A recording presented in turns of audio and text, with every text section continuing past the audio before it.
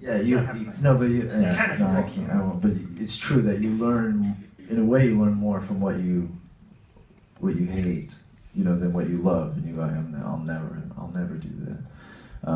But one thing I did learn from other filmmakers was that if they were open to what was happening, and they sort of found a way to incorporate that, that it always kind of gave you something, But a lot of them fought it, and I never understood why. I mean, I guess I do understand why, because but like for instance, like okay, so that little kid in our movie, Landon, he's amazing, but he's 4 and he's not an actor, and he doesn't. It turned out he just didn't like the camera, and he didn't want to be anywhere near it, which makes it hard to film the scene.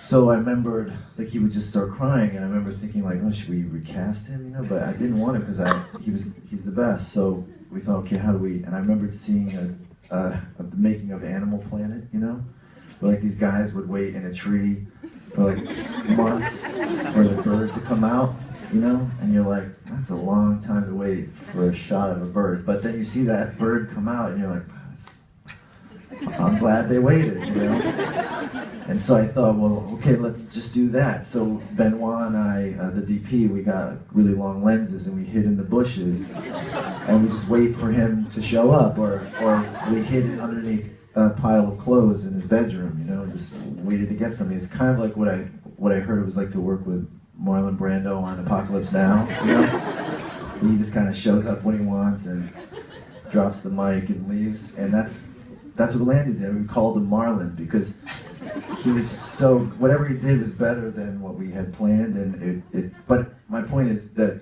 we had to change our plan significantly to accommodate that, but I'm glad that we did, and I feel like, but that was the process of this movie for us, was like to try these ideas out to see how they would work, and there are theories that you have, but you have to kind of put them into practice to know if they're really going to work or not. So by the end of it, did Landon actually know that he was in a film? He does now. Yeah, He lost River when he's 4.